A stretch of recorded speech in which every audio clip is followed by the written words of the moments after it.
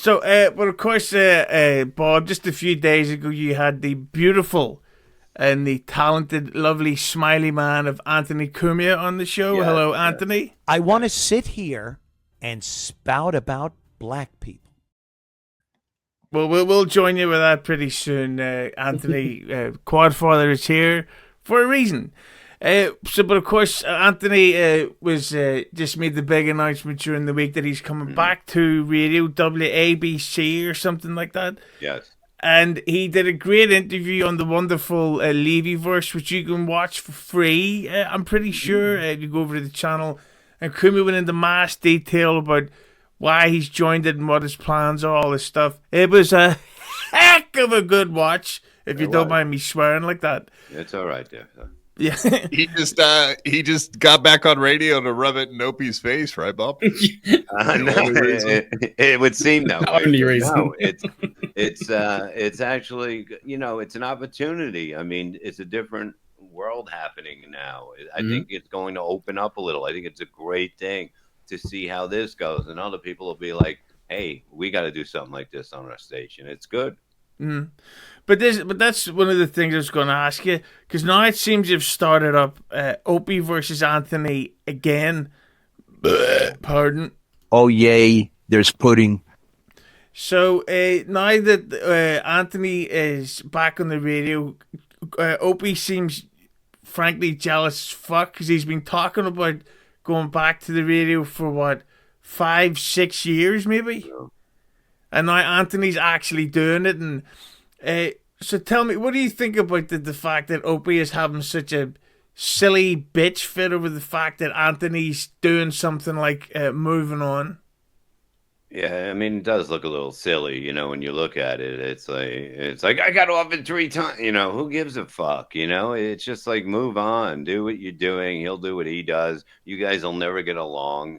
It'll never be a show, which it would be great if they could do another show, even for fucking a week. Him, fucking Opie, and Norton. But it would just to know the hate is there, to watch that and see what they can do would be amazing. But it's I like, noticed you left Nikki out of that. How transphobic of you. Yeah. Well, when you look at what they've gone on to become, Anthony Cumia's gone on to write 2 books and start up his own network and all this kind of stuff, and he's gone to been at like comedy festivals, all this shit. Opie walks around New York filming dog shit. It's kind of a different lifestyle choice. Well, you never know what's going to hit, and you got to try everything, Well, I as poop far as when I come. I don't know if you noticed that, but Opie said, he got offered 3 times to be back on radio, and he was like, I would have needed 3 figures or 6 figures to come back, and the positions that they offered him meant that he would have to start at the bottom again. We now know that Anthony was offered at least somewhere between $300,000 to $600,000, Nice. Wow. which is 6 figures.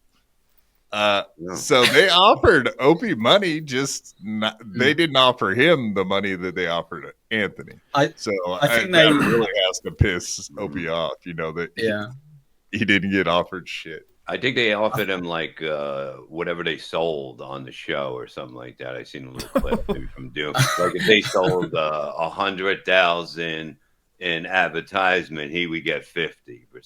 So he get 50 grand. I heard it was $100,000 per year, but he had to pay for his own co-host and producer. So essentially minus £5,000 a year. So Jesus, that might have been the second time they offered it. No, I think that was probably the first one. That was the good offer to try to get him. Well, just to hijack this part, I would say that if everybody watching could hit the like button, it's free, and that would help a lot. Or dislike. So, but I just think that this Opie versus Anthony stuff, like, if there was a feud, it's done now. Anthony's gonna absolutely kill it with this radio. Like I would say, for me personally, I think that Cumia was better than Stern. Do you remember Howard Stern? I've heard of the guy. Yeah, I mean, look, I didn't get to watch a lot of Opie and Anthony back there because I was with Howard and doing like watching it every day to come up with stuff and that shit. So you didn't watch anything else. You had to know what was going on. But like watching clips, I'm like, this is just ball breaking. I love this. Just going in there and nothing is kind of set a little bit, and I love that idea more. But the thing that's so crazy about that is, Bob, is that Opie wasn't happy enough being part of this amazingly successful, hilarious show. When you go back and listen to those old clips, you can hear him getting angry at the fact that the Ant-Man is getting all these laughs and Jim Norton's getting all these laughs, while Opie will then go like, hey, let's rub shit on our face. And people go, why? Why? We're on the fucking radio. Why would I rub shit? Yeah, we'll break something. Hey, Quad, can I see your headphones? Yeah! Right, Anthony? And Cumia's like... Wow, you sound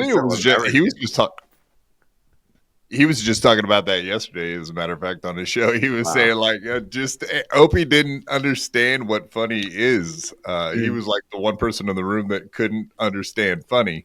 And his best example of that is smashing the cake. And everybody was like, it just didn't make sense. Why would you be so cruel? That was just flat out cruel. That's not funny. So he doesn't have a clue what funny is. He's just an asshole. Don't you find that amazing though? Because the one bit of credit everyone does actually give Opie is, well, at least he knew that Anthony Cumia was funny, so he brought him on. At least he knew Jimmy was funny, so he brought him on. And then it's like, oh, maybe it was just literally just pure luck that he was like, okay, yeah, we'll have Cumia. Okay, yeah, sure, we can have Jimmy. It's like, oh, so you didn't even have the talent to know who was funny. So, but that's what it is. He would step on their bits because he was all the time. Yeah, all the time. But the easy thing was to, you just needed to run the ship. That's all you had to do, because you had that, and then you had the other comedians coming in. Somebody just had to hit the times and all that stuff, know when to go to a phone call. Just know that stuff, let them handle it. Together, it's a great show, but you need someone that can run it. Those guys can't. Anthony could run it. You can see what he does now. But back there, it would have been weird if Anthony was the one doing that. You get no glory for that though, Bob, right? That's the problem. Like, people don't go, oh, he was just so good at knowing when to cut to the ad breaks. He wanted to be the funny guy, and it's like, yeah, you've not got a chance. You've not got a chance. Yeah, but that's like something that has to be, you have to have on a show. Was that surely for you guys? Just to be vulgar, we hit the 69 viewers because it's hilarious and it's dirty. But the thing is that with what I can see happening is Cumia's going to do well at this radio job. He's going to be able to negotiate a big raise. And I heard that one of the top guys at that station currently makes around $1 million to 1.5 a year. Nice. Right? And all Cumia has to do is sit there and be right wing. That's not exactly work for him. Make a joke here and there. Quad will be listening non-stop at every single point about racial issues, and he'll be going, "You're goddamn right, motherfucker." And I just think that this is another way. And then also Cumia's talking about doing some type of a show or a live thing or whatever with Jim Norton. While Opie's fucking recording podcasts in his car while his dog is there, and his dog is barking at the past and things, and Opie's still trying to fucking... I gotta watch this.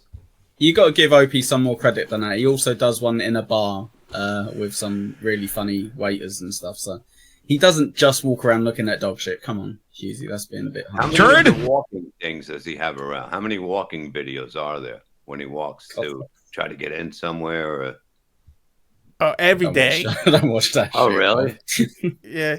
There was Bob, try to hold your laughter in because I don't want to have to edit it all out. I know.